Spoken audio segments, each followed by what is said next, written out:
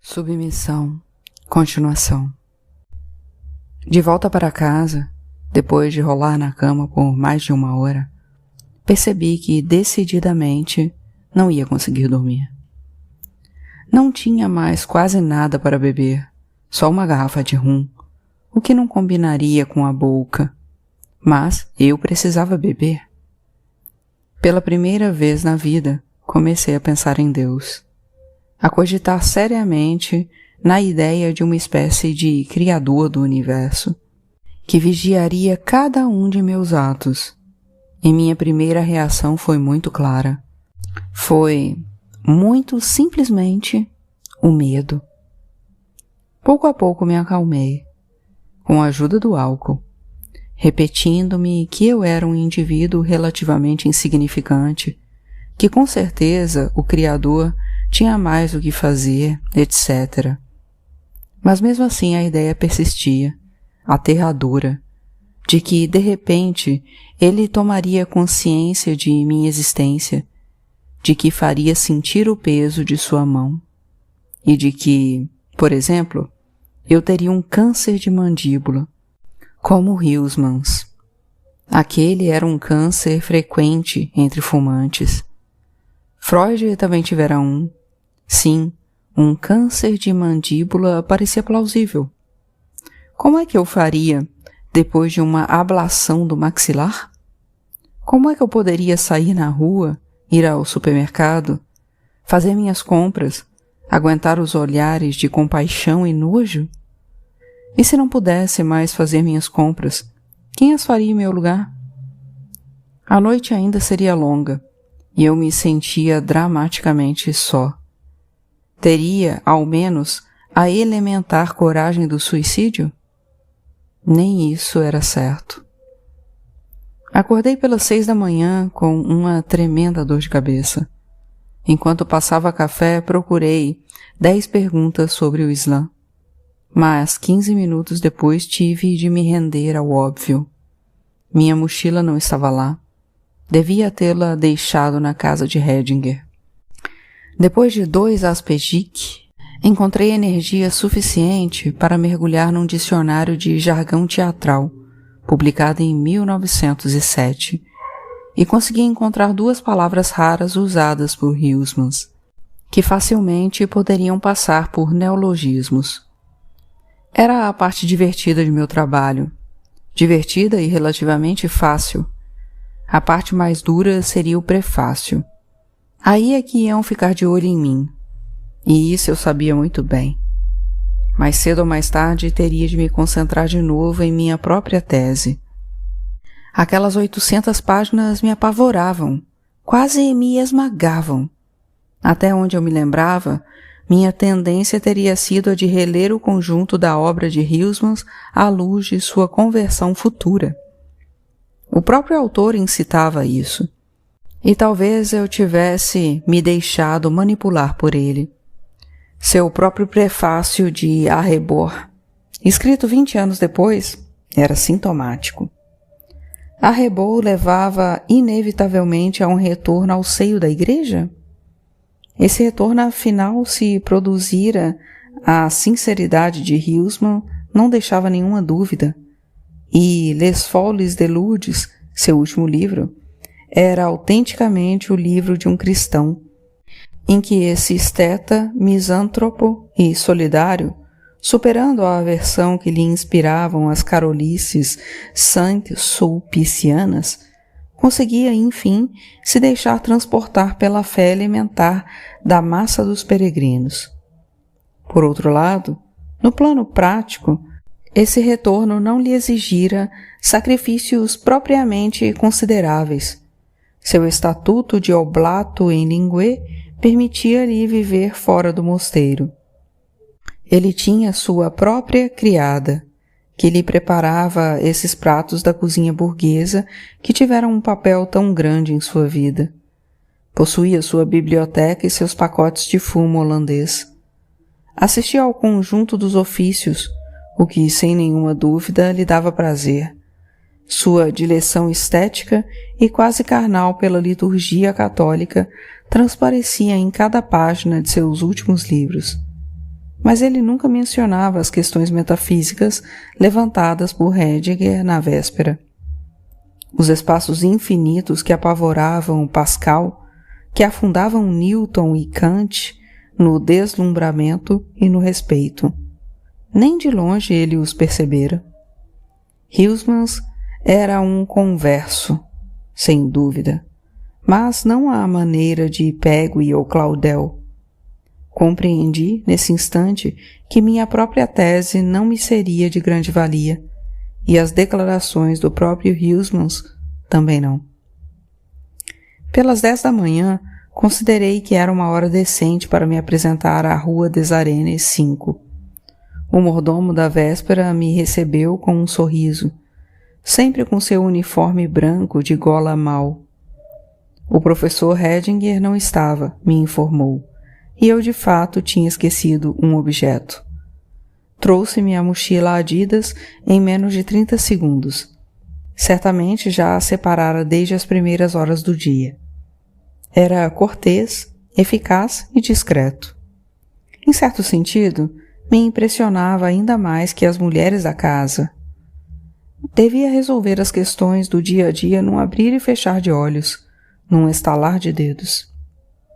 Ao descer de novo a rua Quadrifages, eu me vi, sem ter procurado, diante da grande mesquita de Paris. Meus pensamentos não se voltaram para o eventual Criador do universo, mas, de sua forma um tanto mais rudimentar, para Steve. Era claríssimo, pensei, que o nível de ensino tinha baixado. Eu não possuía propriamente a notoriedade de um Gignac, mas, de qualquer maneira, caso me decidisse a voltar, podia estar certo de ser bem recebido. Em contrapartida, foi em total consciência que eu continuei pela rua d'Aubenton, em direção à Sorbonne Paris 3. Não pretendia entrar, só ficar passando diante das grades, mas tive um gesto de verdadeira alegria ao reconhecer o vigia senegalês. E ele também estava radiante. Contente de vê-lo, senhor. É bom que esteja de volta. Não tive coragem de desiludi-lo e entrei, como ele me convidava, no pátio principal. Pensando bem, eu passara 15 anos da minha vida naquela faculdade. Dava prazer reconhecer, pelo menos, uma pessoa. Fiquei imaginando se ele também precisara se converter para ser recontratado. Mas talvez já fosse muçulmano. Certos senegaleses o são. Pelo menos, essa era a minha impressão. Passeei uns 15 minutos sob as arcadas de vigas metálicas, meio surpreso com a minha própria nostalgia, todo o tempo consciente de que o ambiente era realmente muito feio. Aqueles prédios horrorosos haviam sido construídos durante o pior período do modernismo.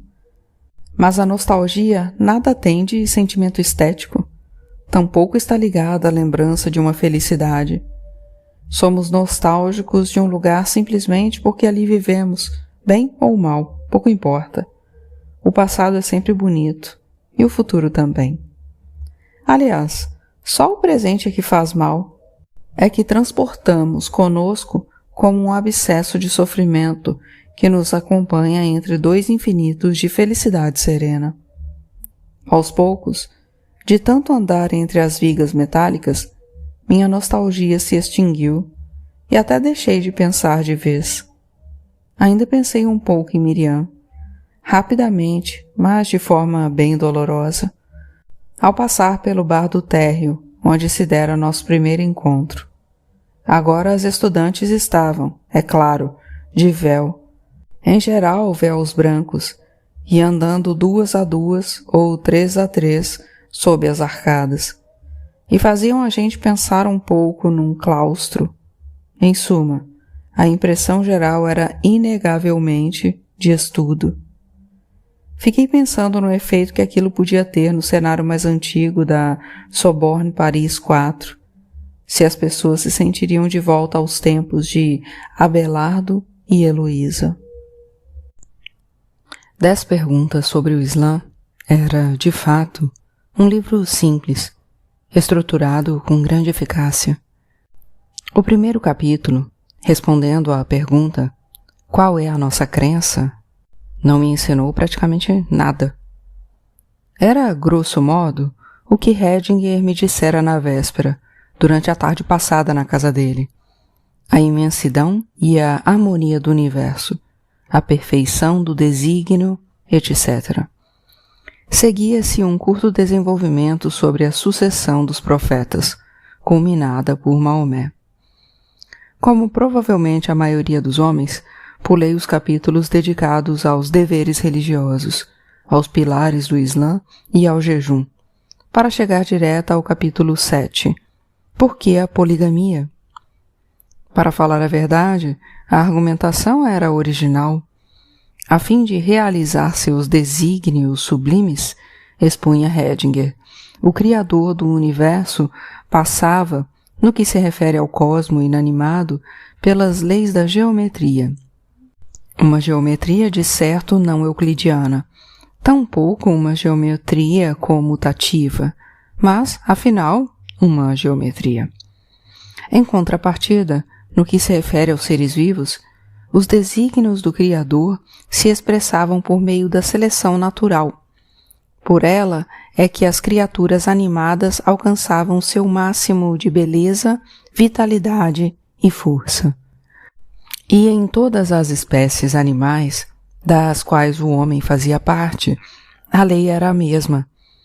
Só certos indivíduos eram chamados a transmitir sua semente e a engendrar a futura geração, da qual dependeria, por sua vez, um número indefinido de gerações.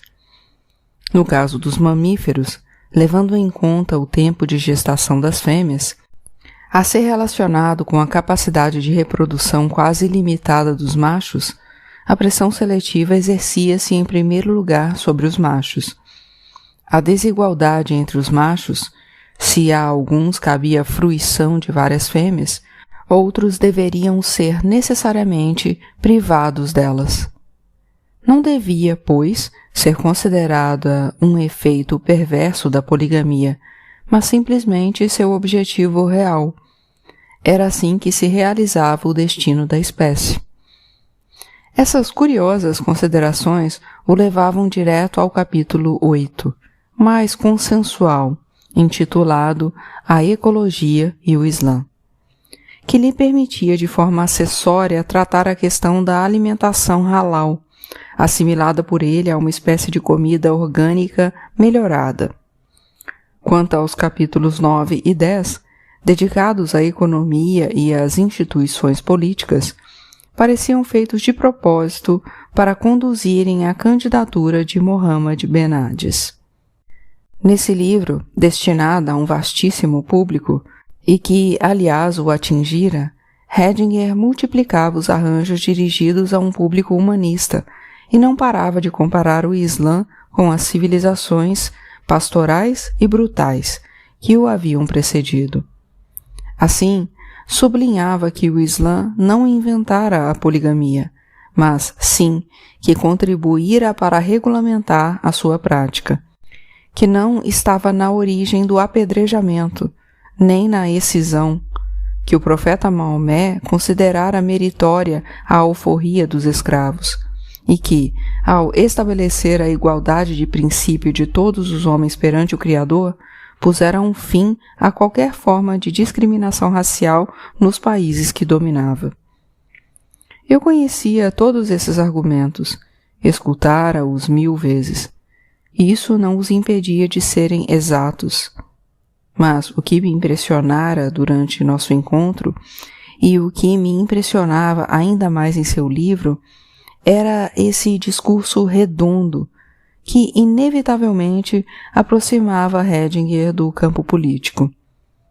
Nós não tínhamos tocado no tema político, naquela tarde na casa da rua Arenes. Mas não fiquei nada surpreso, uma semana depois, ao ver que, por ocasião de uma mini-reforma ministerial, ele acabava de ser nomeado para o cargo de secretário de Estado para as universidades, recriado naquele momento. Nesse meio tempo, tive a oportunidade de verificar que ele se mostrara muito menos prudente em artigos destinados a revistas de circulação restrita, como a Revue des Palestines et Oman.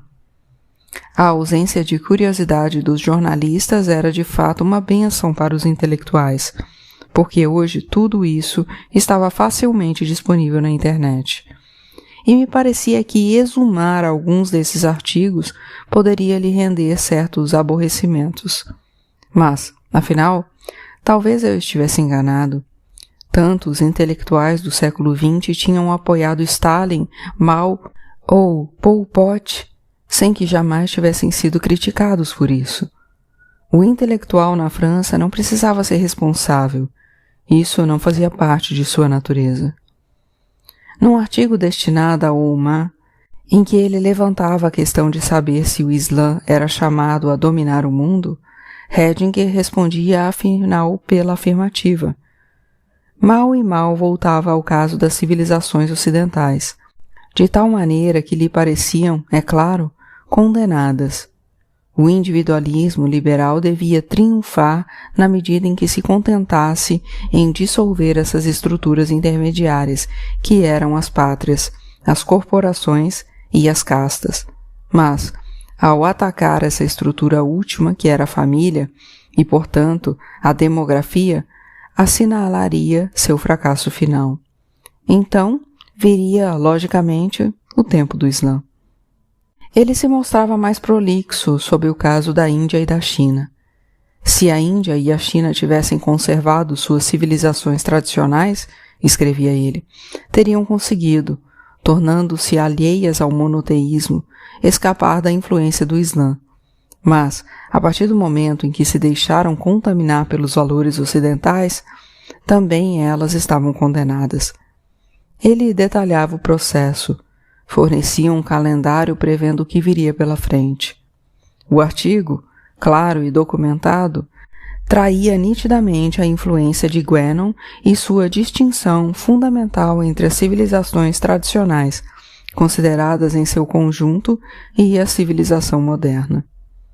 Em outro artigo, pronunciava-se claramente a favor de uma divisão desigual das riquezas.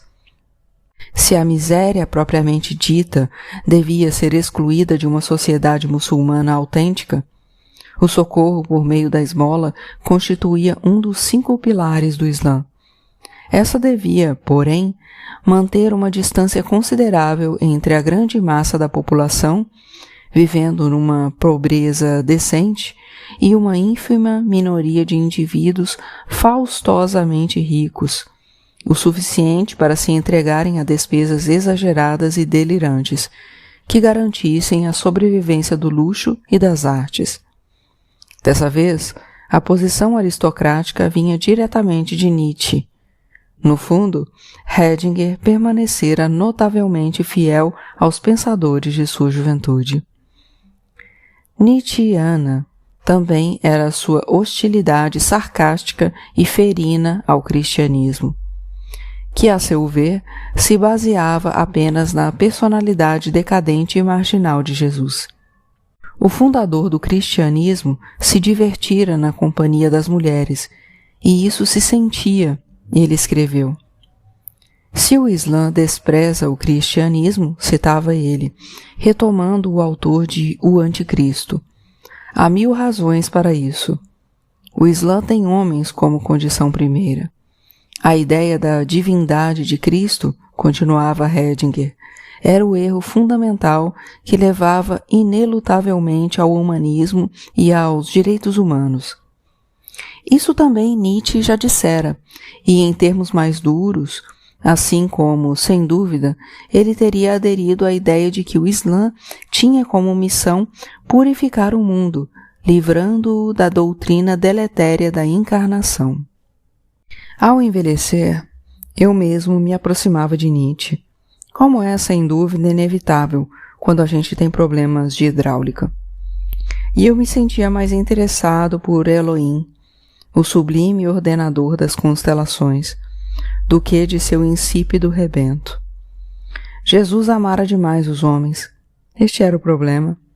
Deixar-se crucificar por eles demonstrava, no mínimo, uma falta de gosto, como teria dito a velha puta. E o resto de suas ações tampouco demonstrava um grande discernimento, como, por exemplo, o perdão à mulher adúltera, como argumentos do gênero "quem nunca pecou", etc. No entanto, não era muito complicado. Bastava chamar um menino de 7 anos, ele lhe teria atirado a primeira pedra. Esse menino safado. Hedinger escrevia muito bem.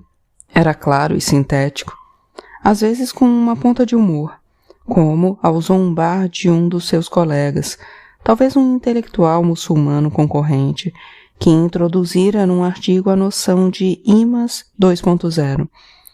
Aqueles que tinham se atribuído a missão de converter jovens franceses oriundos da imigração muçulmana. Agora, ele corrigia. Seria melhor falar de Imas 3.0, os que convertiam os jovens de velhas famílias francesas. O humor, em Hedinger, nunca durava muito. Uma consideração séria vinha logo em seguida. Mas era sobretudo a seus colegas islamo-esquerdistas que ele reservava seus sarcasmos. O islamo-esquerdismo, ele descrevia, era uma tentativa desesperada de marxistas decompostos, putrefatos, em estado de morte clínica, de se alçarem para fora do lixo da história, agarrando-se às forças ascendentes do Islã. No plano conceitual, ele prosseguia. Era motivo de chacota tanto quanto os famosos Nietzscheanos de esquerda. Decididamente, Nietzsche era uma obsessão. Porém, seus artigos de inspiração nietzschiana não demoraram a me cansar.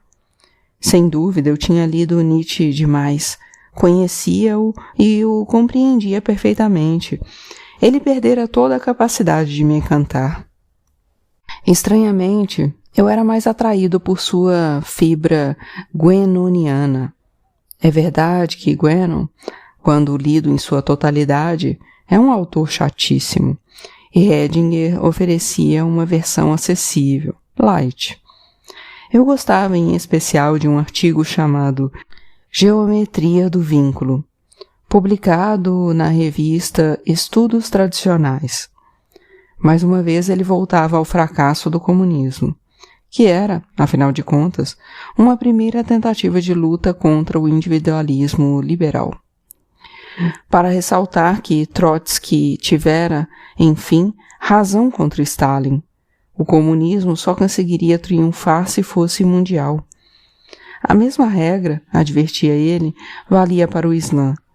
Ele seria universal ou não seria? Mas o essencial do artigo era uma curiosa meditação, não desprovida de uma espécie de kit spinoziano, com escolhos e toda essa lenga-lenga em torno da teoria dos grafos. O artigo tentava demonstrar que só uma religião consegue criar uma relação total entre os indivíduos. Se considerarmos, escrevia Hedinger, um grafo de ligação, ou seja, indivíduos, pontos, ligados por relações pessoais, é impossível construir um grafo planar ligando entre si o conjunto dos indivíduos. A única solução é passar por um plano superior, contendo um plano único chamado Deus, a quem seria ligado o conjunto dos indivíduos, e estes seriam ligados entre si por esse intermediário. Tudo isso era muito agradável de ler. Ao mesmo tempo, no plano geométrico, a demonstração me parecia falsa, mas, afinal, isso me distraía de meus problemas de hidráulica. Fora isso, minha vida intelectual estava em ponto morto. Eu avançava na elaboração do aparato de notas, mas continuava em pane quanto ao prefácio. Aliás, curiosamente, foi durante uma pesquisa na internet sobre Huysmans que caí num dos mais fantásticos artigos de Hedinger, este publicado na Revista Europeia. Huysmans só era citado incidentalmente, como o autor em quem o impasse do naturalismo e do materialismo aparecia com maior evidência. mas todo o artigo era um enorme e discreto convite a seus antigos colegas tradicionalistas e identitários. Ele defendia com fervor que era trágico que uma hostilidade irracional ao Islã os impedisse de reconhecer essa evidência. No essencial, estavam em total acordo com os muçulmanos, sobre a rejeição ao ateísmo e ao humanismo, sobre a necessária submissão da mulher, sobre o retorno ao patriarcado. O combate deles, de todos os pontos de vista, era exatamente o mesmo. E esse combate, necessário à instauração de uma nova fase orgânica de civilização, já não podia, hoje, ser travado em nome do cristianismo. Era o Islã, religião irmã, mais recente, mais simples e mais verdadeira. Pois, por que Guénon, por exemplo, se converter ao Islã? Guénon era, antes de tudo, um espírito científico e escolher o Islã como cientista, por economia de conceitos. E, para evitar também certas crenças irracionais, marginais, tais como a presença real da Eucaristia. Era o Islã, portanto, que hoje retomava a dianteira. Na base de muitos mimos, carícias e cafunés vergonhosos nos progressistas, a Igreja Católica se tornara incapaz de se opor à decadência dos costumes, de rejeitar claramente, vigorosamente, o casamento homossexual, o direito ao aborto e o trabalho das mulheres. Era preciso se render à evidência, tendo chegado a um grau de decomposição repugnante. A Europa Ocidental já não estava em condições de se salvar por si mesma, assim como não estivera a Roma antiga do século V da nossa era. A chegada maciça de populações imigrantes impregnadas de uma cultura tradicional ainda marcada pelas hierarquias naturais, pela submissão da mulher e pelo respeito devido aos mais velhos, constituía uma chance histórica para o rearmamento moral e familiar da Europa. Abria a perspectiva de uma nova idade de ouro para o velho continente. Às vezes essas populações eram cristãs, mas, via de regra, deviam se reconhecer muçulmanas. Ele, Heidegger, era o primeiro a admitir que a cristandade medieval tinha sido uma grande civilização, cujas realizações artísticas permaneceriam eternamente vivas na memória dos homens. Mas aos poucos, ela perdera terreno, tivera de compor com racionalismo, desistir de submeter o poder temporal a si mesma e assim, aos poucos, se condenara. Isso por quê? No fundo, era um mistério. Deus assim decidira.